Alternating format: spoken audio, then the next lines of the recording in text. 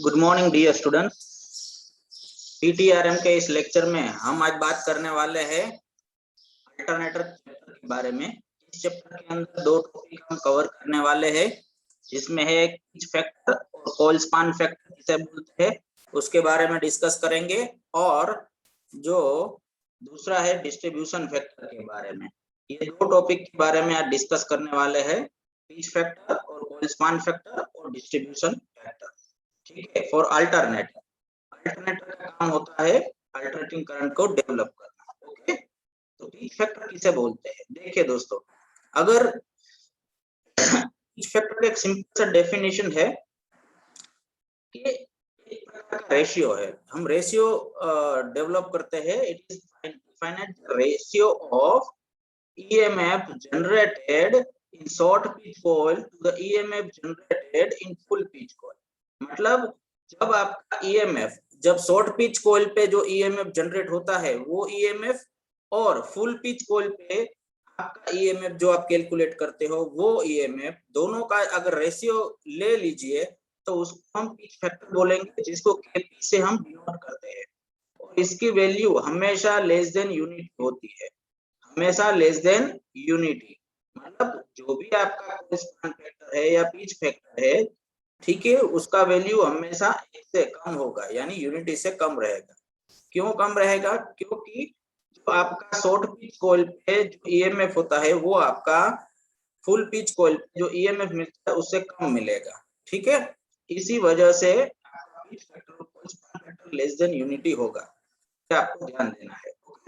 किसे कहते हैं पिच फैक्टर? कॉरेस्पॉन्ड फैक्टर मतलब ईएमएफ जो शॉर्ट पिच कॉइल जो शॉर्ट पिच कॉइल होती है तब जो ईएमएफ मिलता है, और जो फुल पिच कॉइल होती है तब जो ईएमएफ मिलता है, उन दोनों का रेशियो ऑलवेज लेस देन 1।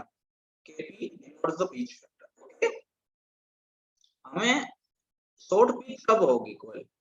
जब आपकी कॉइल शॉर्ट पिच होगी वो एक इलेक्ट्रिकल एंगल अल्फा से होगी। ठीक है, इलेक्ट्रिकल अल्फा एंगल से होगी।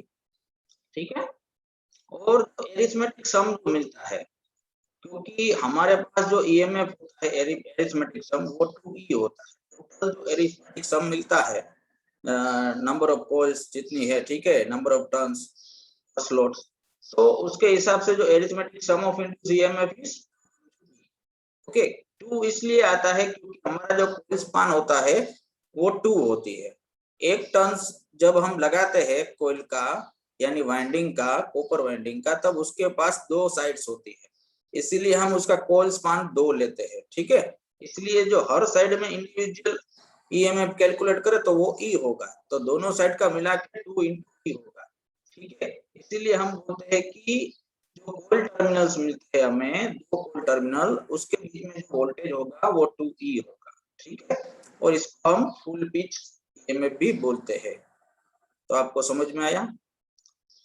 यहाँ पे हम थोड़ा डिस्कस करेंगे। ये नॉर्थ पोल और साउथ पोल है। ठीक है, यहाँ पे ये कॉइल है, ये दोनों कॉइल के टर्मिनल है। ओके, यहाँ पे जो वोल्टेज मिलेगा वो 2E होगा। क्या होगा? 2E। ध्यान दे दीजिए, ये दो टर्मिनल के बीच में जो वोल्टेज है वो 2 × E है। ठीक है, और यहाँ पे जो होगा वो E होगा। ठीक है, ये एंड कनेक्शन होता है, और ये जो उसका विड्थ है उसको स्पान बोलते हैं। ओके, क्या बोलते हैं? Coil span. Okay, sorry, actually दो कॉइल के बीच में जो डिग्रीज होती है 180 डिग्री होती है। ठीक है, ये कॉइल साइड्स के बीच में अगर जगह है तो सिग्मा बोलेंगे, उसको जीटा बोलेंगे, 180 minus zeta, it is a coil span. Okay, और जो पोल पिच होगी, दो पोल के बीच का डिस्टेंस, इसको बोलेंगे पोल पिच। क्या बोलेंगे? Pole pitch. दो पोल के बीच का डिस्टेंस, इसको बोलेंगे पोल पिच। वो कितना होता है? 180 degree, 180 degree. Okay, pole pitch, दो पोल के बीच का distance, pole pitch 180 degree. Okay, pole span, दोनों पोल के जो स्लॉट्स होते हैं, उस स्लॉट्स के अंदर जो स्पेस होती है वहां पे पोल्स रखी गई होती है, तो उसका हम बोले तो 180 डिग्री माइनस जी, यानी स्पेस आपको कम मिलेगा, क्योंकि स्लॉट्स का जो साइज रहता है वो आपके पोल पिच से कम रहेगा। ठीक है, coil span is always less than full pitch. यहाँ पे आपने देख लिया, ये वेक्टर डायग्राम है। देखिए ये रिजल्टेंट ईएमएफ है। रिजल्टेंट ईएमएफ आपका फेजर जो डिस्ट्रीब्यूटेड वाइंडिंग होती है वहां पे आपका रिजल्टेंट ईएमएफ कैलकुलेट किया जाता है। ठीक है, वाइंडिंग हमेशा डिस्ट्रीब्यूटेड रहेगी। ठीक है, कॉन्सेंट्रेटेड वाइंडिंग इसमें नहीं होती है। तो यहाँ पे डिस्ट्रीब्यूटेड वाइंडिंग में हम फेजर समेशन कैलकुलेट करेंगे, यानी रिजल्टेंट ईएमएफ वो कितना होगा, E प्लस E यानी 2E cos अल्फा बाय 2। ये कितना है एंगल, अल्फा बाय 2। ओके, तो ये है resultant EMF for distributed winding. ठीक है, तो हमारा जो डेफिनेशन था पिच फैक्टर का क्या था, फैक्टर का resultant EMF of short pitch coil divide by resultant EMF of full pitch coil. Okay, तो शॉर्ट पिच कॉइल जो होती है वहां पे रिजल्टेंट ईएमएफ होता है वो फेजर सम से मिलता है। फुल पिच कॉइल होती है वहां पे एरिथमेटिक सम से मिलता है। तो पहले ही बोला था एरिथमेटिक सम यानी E प्लस E यानी 2E। ठीक है, और फेजर सम का मतलब है ये वाला ER यानी 2E into cos alpha by 2। तो 2E divide by 2E cancel out, cos alpha by 2 remaining, तो आपका पिच फैक्टर होगा cos अल्फा by 2। राइट, ये आपको समझ में आ गया। cos alpha by 2 is your pitch factor. ठीक है, pitch factor is the ratio of resultant EMF of short pitch coil divide by resultant EMF of full pitch coil. Short pitch coil में आपका phasor sum मिलेगा और full pitch coil में आपका arithmetic सम मिलेगा। Right, तो KP is cos alpha by 2। अब distribution factor की बात करते हैं। देखिए हमारा जो वाइंडिंग होता है, अगर हमें अल्टरनेटर का output voltage pure sinusoidal voltage चाहिए, प्योर साइन वेव, ओके, तो उसका आर्मेचर वाइंडिंग जो होगा वो कंसंट्रेटेड नहीं होना चाहिए। It should not be concentrated, it should be always distributed among different slots। Okay, अलग अलग स्लॉट्स में हमारा वाइंडिंग डिस्ट्रीब्यूट होना चाहिए। अगर हमें प्योर साइन वोल्टेज चाहिए तो इसका आर्मेचर वाइंडिंग जो होता है अल्टरनेटर का उसका। डिस्ट्रीब्यूटेड वाइंडिंग होती है उसमें जो कॉइल साइड्स होती है पर फेस वो दूसरे से कुछ एंगल पे डिस्प्लेस होती है। ठीक है, हर एक स्लॉट एक दूसरे के साथ एक दूसरे एंगल के साथ डिस्प्लेस्ड होता है और उसमें वाइंडिंग रखी जाती है। इसके कारण क्या होता है कि जो induce EMF coil side which is not equal an angle equal to the angular displacement of short। Okay, resultant EMF जो होगा वाइंडिंग का वो एक फेजर सम मिलेगा। ठीक है, इंड्यूस ईएमएफ पर कॉइल साइड मतलब जो भी आप कैलकुलेट करोगे रिजल्टेंट ईएमएफ वाइंडिंग के अंदर वो डिस्ट्रीब्यूटेड वाइंडिंग में होगा, क्योंकि हमारी वाइंडिंग डिस्ट्रीब्यूटेड है, कॉन्सेंट्रेटेड नहीं रहेगी अल्टरनेटर में, क्योंकि हमें चाहिए प्योर साइन वोल्टेज। ओके, तो फेजर सम्स में क्या होता है वो अरिथमेटिक सम जो होता है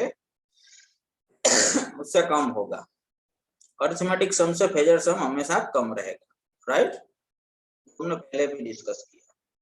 रिजल्टेंट ईएमएफ जो होगा ओके वाइंडिंग का वो अगर अरिथमेटिक सम है तो वो आपका कॉन्सेंट्रेटेड वाइंडिंग बताएगा, अगर अरिथमेटिक सम नहीं है फेजर सम है तो वो आपका डिस्ट्रीब्यूटेड वाइंडिंग बताएगा। तो डिस्ट्रीब्यूटेड फैक्टर का अगर हम डिस्कशन करें डेफिनेशन तो उसका भी एक रेशियो है EMF induced in the distributed winding divided by EMF induced if winding would have been concentrated। मतलब डिस्ट्रीब्यूटेड वाइंडिंग का EMF divide by concentrated winding का EMF। तो डिस्ट्रीब्यूटेड वाइंडिंग जो होगा उसमें आपको फेजर सम मिलेगा और जो कंसंट्रेटेड होगा उसमें अरिथमेटिक सम मिलेगा। सिंपल, इसको हम डिस्ट्रीब्यूटेड फैक्टर बोलेंगे। अगर हम इसको थोड़ा डीप में समझने की कोशिश करें, ये हमारे अलग अलग स्लॉट्स में जो वाइंडिंग है वो है, और हर एक में जो हमारा ईएमएफ इंड्यूस होता है वो है ईसी, ईसी यानी ईएमएफ। ओके, रिजल्टेंट होगा ए टू बी। और सारी जो हमने वेक्टर्स लिए है वो O पॉइंट पे केंद्रित है। राइट, और बाइसेक्टर हमने लिया है। अगर हम एक ट्रायंगल लेते हैं OAC, तो AC को बीच में से सेक्टराइज किया है बीटा बाय 2 एंगल पे। के साथ, ठीक है। तो हम OAC, OAD ऐसे हम, या फिर OCD, ODE, OEF हम ले सकते हैं। इंडिविजुअल सेक्टर को हम ले सकते हैं, इंडिविजुअल स्लॉट्स को हम ले सकते हैं। हमने एक स्लॉट्स लिया है OAC, ठीक है, जिसमें बाई सेक्टर किया है यहाँ पे सेंटर पॉइंट पे A और C के बीच में, और वहां एंगल हमने लिया है β/2, राइट। तो हमारा जो EMF इंड्यूस होगा वो पर साइड EC रहेगा, राइट। तो यहाँ पे जो बीटा होगा वो हमेशा 180 degree divide by n, n यानी नंबर ऑफ स्लॉट्स कितने हैं वो, ठीक है, यानी नंबर ऑफ पोल कितने हैं, number of slots per pole. Suppose 2 pole machine है, 4 पोल मशीन है, तो हर पोल में कितने स्लॉट्स है वो डिफाइन करता है। तो हम यहाँ अगर बात करें ईच कोल साइड्स के अंदर जो EMF इंड्यूस होता है वो कितना होगा, AC जितना EMF, राइट। तो E is equal to AC is equal to क्या होगा, 2OA sin β/2, β/2 is the angle, so 2OA sin β/2, right. ये वाला एक कोल में each coil side, okay, each coil side की बात है। अगर हम सारे स्लॉट्स की बात करें, सारे जो स्लॉट्स है उसकी बात करें, सब स्लॉट्स की नंबर ऑफ संख्या m है, ये m है, तो टोटल एंगल होगा m बीटा, ठीक है। m स्लॉट्स है, तो अगर हम टोटल अरिथमेटिक सम बोले तो वो क्या होगा, m into 2 into OA sin β/2, m के साथ मल्टीप्लिकेशन करो तो नंबर ऑफ m स्लॉट्स आ जाएंगे पर पोल, पर फेस, ठीक है, वो अरिथमेटिक सम हमको मिलता है। ओके, अगर रिजल्टेंट EMF की बात करें ER is equal to AB, तो वो क्या होगा, 2OA sin angle AOB divide by 2, यानी यहाँ AOB डिवाइड बाय 2। तो यहाँ जो एंगल है ये वाला वो एंगल AOB, ठीक है, हमें चाहिए AB is equal to ER, तो क्या होगा, साइन एंगल AOB यानी m बीटा आएगा एंगल, ठीक है, यहाँ m बीटा आएगा डिवाइड बाय 2 OA, ठीक है, आ गया। तो हम डिस्ट्रीब्यूशन फैक्टर की बात करें तो phasor sum of EMF, arithmetic sum of EMF, ठीक है। तो फेजर सम क्या है, 2 into OA into sin m beta by 2, ये वाला फेजर सम है।